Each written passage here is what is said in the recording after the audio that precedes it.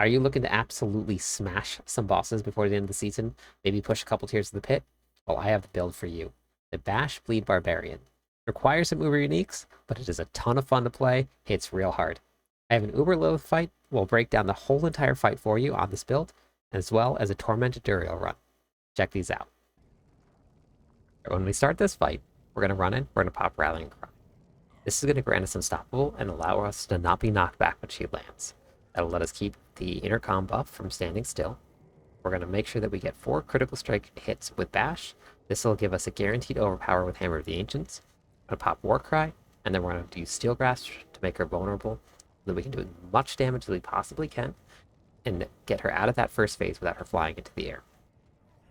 I'm going to run in, I'm going to pop Rallying Cry right here. She's going to land.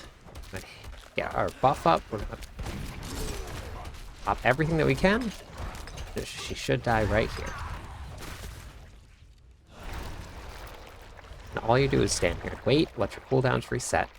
If you look, this is the buff that gives us a guaranteed overpower, so that we know that we already are going to guarantee an overpower with Hammer of the Ancients. When she spawns, we'll start with that. We'll use Warcry, Steel Grasp, and then we start bashing. Hammer, Warcry, Steel Grasp, and then you start bashing, and if you look the damage, he's already dead. So as long as that grayed out section goes down to the bottom, the bleed tick will take her all the way down. I always put a movement speed amulet on here so that I have a little bit of extra movement speed. You want to be about 155 to 160 to be safe. Run all the way down along the bottom and in front of this boil up here. Once she cuts the platform, we run along the very top and along the full edge of the platform. This will avoid all the skulls hitting us. You just run all the way up and around the top. Stay right along the edge, but try not to get too close, because sometimes you get stuck on the floor if you get right like that, right there. So as soon as she cuts the platform, we run back along the top. That'll give us just enough time for the floor to clear. And when she comes back over, we're going to pop Rallying Cry, and then we're going to bash once, and then she... That's a Lilith fight on your Bash Bleed Barbarian. As you run into the room for this fight, make sure you get your 4 hits in with Bash that critically strike. This will give you this buff here, guaranteeing your Hammer of the Ancients to overpower. That's going to give you a 30% increased damage. Make sure that you don't use Hammer of the Ancients on the ads when they spawn. We're just going to kill the ads, save Hammer of the Ancients for Duriel. After the ads are dead, you're going to run up and you're going to pop Rallying Cry up by Duriel. This will allow him to not knock you back, and you can take advantage of the intercom buff. You're going to start with Hammer of the Ancients, Warcry, Chains, and then you're just going to bash. And that's pretty much the whole fight right there. And that's it. Just Bash Barbs doing Bash things. Looking at the skill tree, we're going to be putting 5 points into Bash. And then we're going to go all the way through Combat Bash. After critically striking 4 times with Bash using a 2-handed weapon. This cannot be used for the dual wield version, so we're only going to be using this because we're using a 2-handed mace. Your next core or weapon mastery skill will overpower. That's really important for this build to do damage, because we're going to be taking Hammer of the Ancients. This is our core skill. We're going to go all the way down through Violent Hammer of the Ancients. After overpowering with Hammer of the Ancients, you deal 30% increased damage for 5 seconds. We get a guaranteed overpower from Bash, and then we're going to use Hammer of the Ancients to give us that 30% X multiplier for damage. We're going to come down and get 3 points into Imposing Presence, and 3 points into Martial Vigor for damage reduction, 1 point into Rallying Cry, and we're going to go all the way down through Strategic Rallying Cry. This is going to be our source of Fortify. We're going to take 1 point into Outburst, and we'll cover this in the Paragon board while we're just doing 1 point here. We're going to do 1 point into Challenging Shout, and then 1 point into Enhanced Challenging Shout for that extra bonus life. 1 point into Warcry, all the way down through Power Warcry. This is going to give us increased damage when we have enemies around us. 3 points into Booming Voice for some extra duration on our Challenging Shout, our Warcry, and our Rallying Cry. 3 points into Raid Leader. This gives us a little bit of a passive heal, so it's a little bit more quality of life as we're running through. We don't have to rely on potions quite as much. 3 points into Aggressive Resistance. The whole point of this build is to make sure that we're berserking. So we're going to get 12% damage reduction while we're berserking. We're going to do 3 points into Pit Fighter. This is going to give us 9% damage to close. It's also going to give us a little bit of damage reduction from distant enemies. We're going to do 3 points into Slaying Strikes. When you start pushing the pits, which this build can do, you're going to get to those long boss fights. When you get below 35% life and that timer is starting to wear down, this is going to be a little bit of an extra boost to make sure you beat that timer. 1 point into hamstring, so we can unlock cut to the bone. This build is built around bleed, so your bleeding effects deal 15% increased multiplicative damage to vulnerable enemies. In order to help keep enemies vulnerable, we're going to make sure we take Steel Grasp all the way through Enhanced Steel Grasp, which makes enemies vulnerable for 3 seconds, and then we're going to take Fighter Steel Grasp. This is going to be another source of berserking because we're going to need it to keep up with our bleed, because our bleed is going to rely on berserking.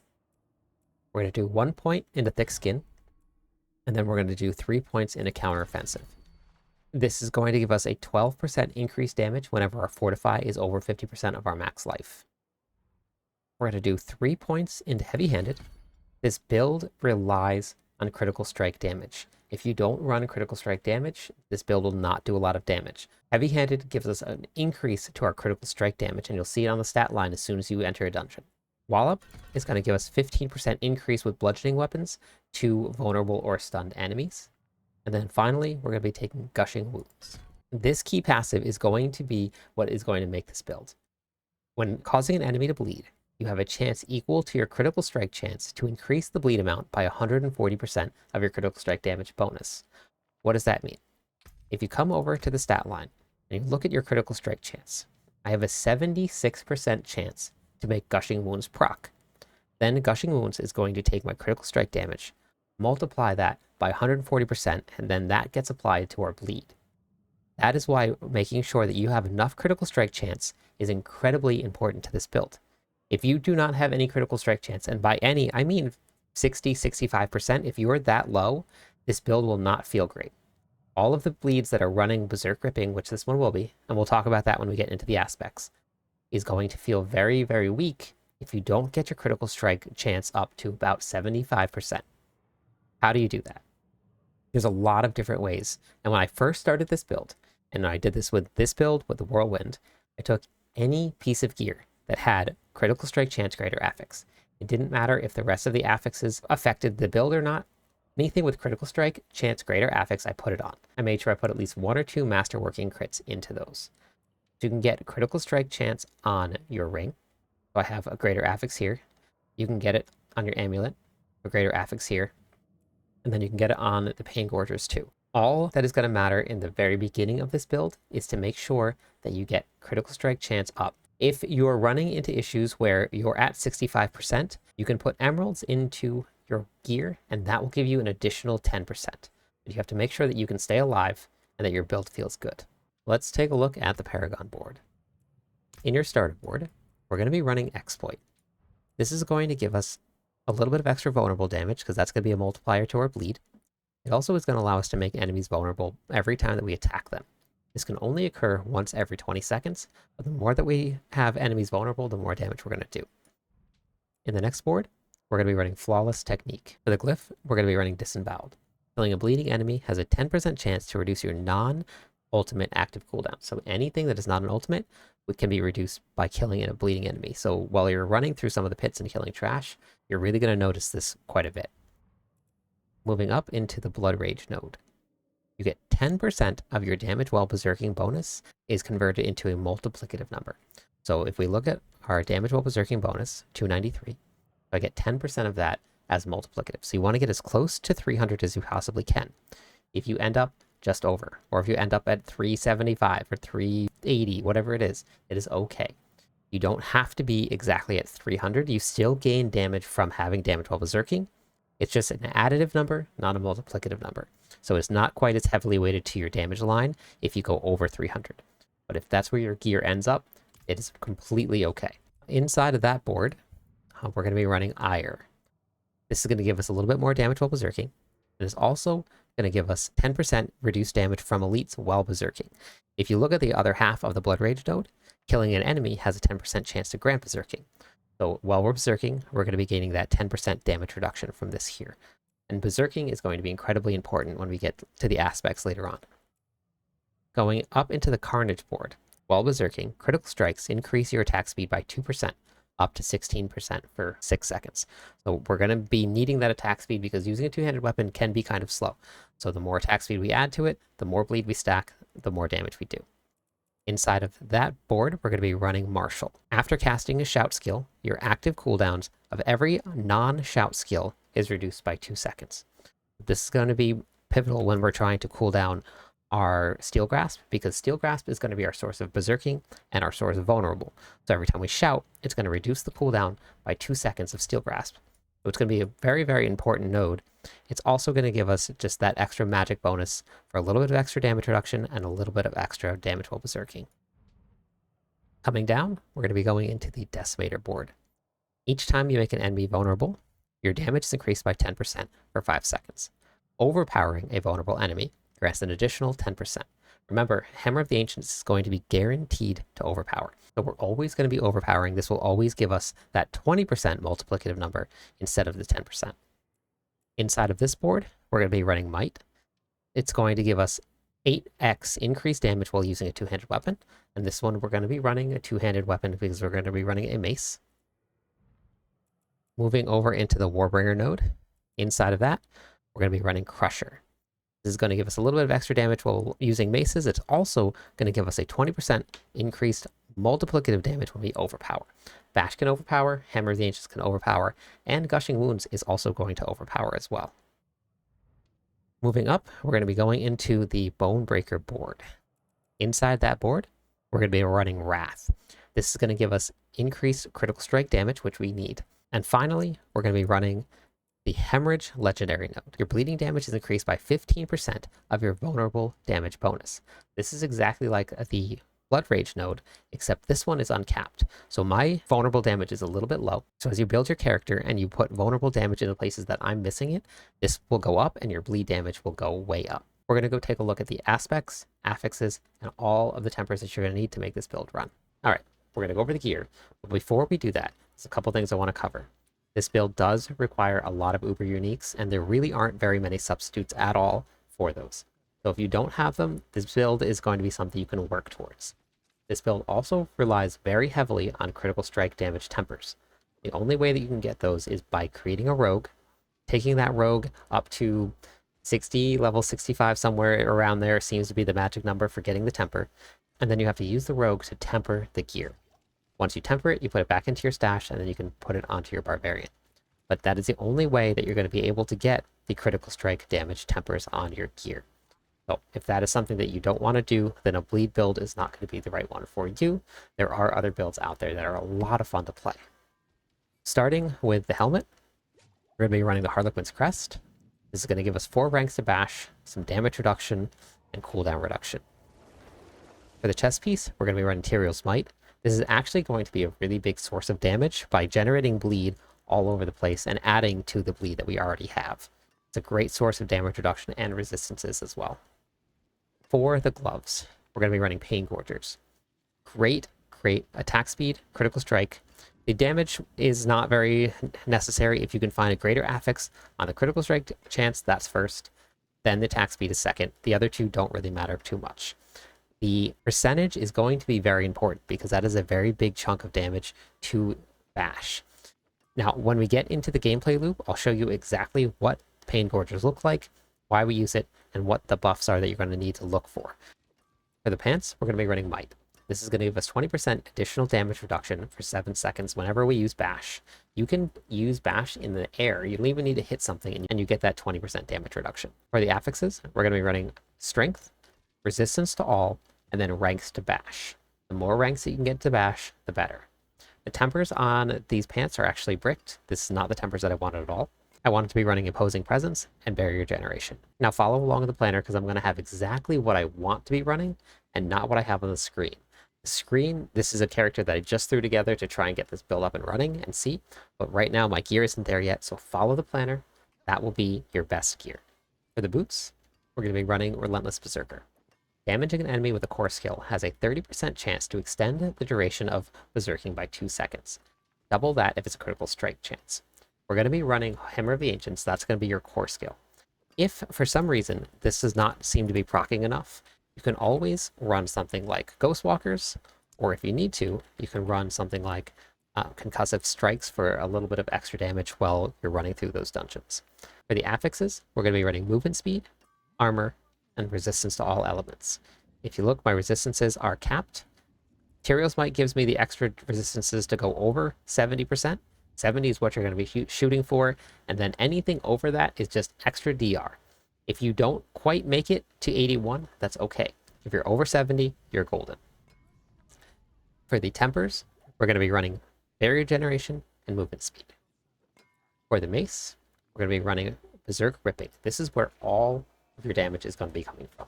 This is where we generate bleed. This is going to be very, very important that we are always berserking, because whenever you deal direct damage while berserking, inflict 60% of the base damage dealt as additional bleed damage over 5 seconds. There are a lot of aspects that do not work with this that seem like they would. So the way that this build is set up, we've set it up to maximize berserk ripping, and you have to be berserking. That's why we have Steel Grasp. That's why we want to reduce the cooldown of Steel Grasp by using Martial. That's also what Warcry is going to be there for. For the affixes, we're going to be running Strength, Max Life, Critical Strike damage. And for the tempers, we're going to be running damage while berserking and your bash cleave damage. And the bash cleave damage is probably one of the most important for doing damage in the bash builds. So make sure that you always are getting bash cleave and putting your masterworking into that. For the dual wield weapon, we're going to be running inner calm. You're going to find a lot of times with this build, you're able to just stand there. It's going to be pretty tanky. So you can stand, get your benefit from having that triple bonus of damage, and then you're just going to bash away. For the affixes, we're going to be running Strength, Max Life, Critical Strike damage. And then for the tempers, this is where I still need to set up my character too. We're not going to be running damage to close. We're going to be running Critical Strike damage. This is going to affect Gushing Wounds, and every time that we apply Bleed from Berserk Ripping and Gushing Wounds procs, we get the Critical Strike damage bonus into Gushing Wounds. For your tempers, we're also going to be running Bash Cleave damage here. For the other weapon, we're going to be running Moonrise. Damaging an enemy with basic skill grants 4% increased attack speed. So Bash is a basic skill for 10 seconds, stacking up to 5 times. Upon reaching the maximum stacks, you enter Vampiric Blood Rage, gaining 80% basic skill damage and 15% movement speed for 10 seconds. We're going to get movement speed, damage to Bash, and we're also going to get 20% increased attack speed. For the slashing weapon, we're also going to be running the Grandfather. This is going to increase our critical strike damage by 100%. That means that our Gushing Wounds is going to take full advantage of the Grandfather being on, which is why this is not an item that you really want to replace when we're running this build. For the ring, we're going to be running Starless Sky.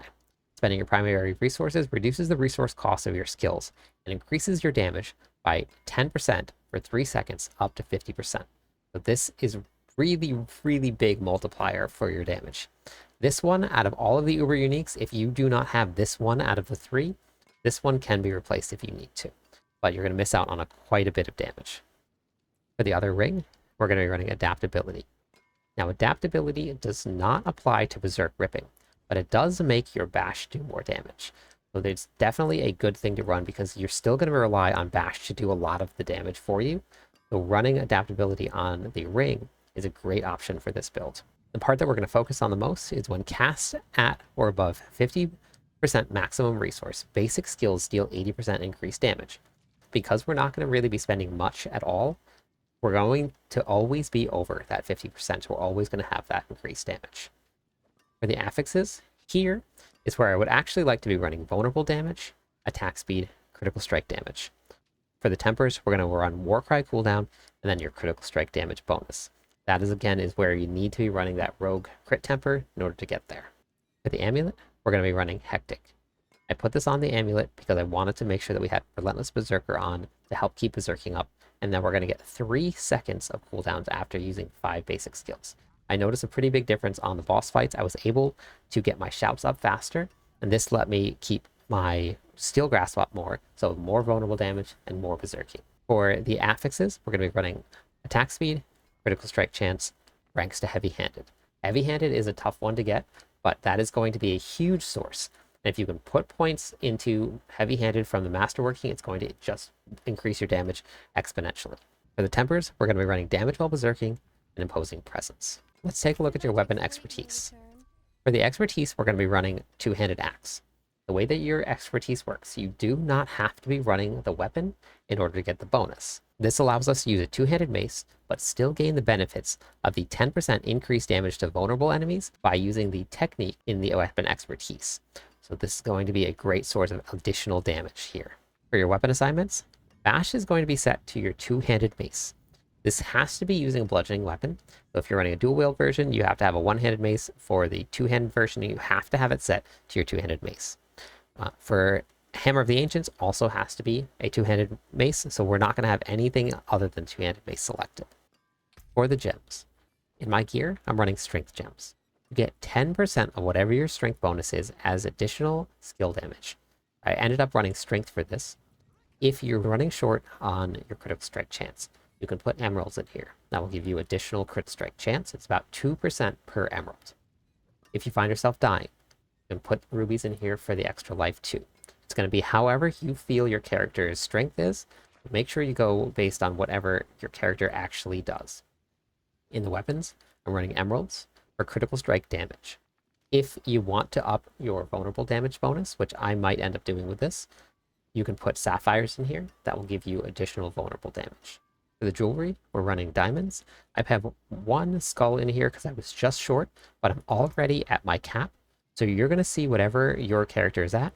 If your resistances are max, but your armor is not, you can put a skull in here, and that'll take us right over that 9,230 armor requirement for maximum damage reduction. We're going to head over the training grounds. We'll talk about the buffs. We'll talk about the rotation a little bit, and then I'll show you how it works. For the rotation, this is a tricky one. I'm still working on it myself. Bash has to critically hit 4 times before we use Hammer of the Ancients.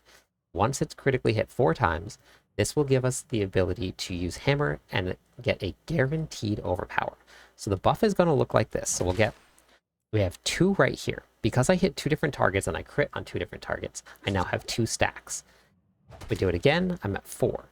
So this is where it gets a little tricky, because if we have a big group, most of the time, all you're going to have to do is just bash once, and you're going to get all of your critical strike chances up to use Hammer of the Ancients. When we use Hammer, we get a guaranteed overpower. That gives us a bonus right here of damage increased. We use bash again, we get 2. So sometimes this buff gets hidden.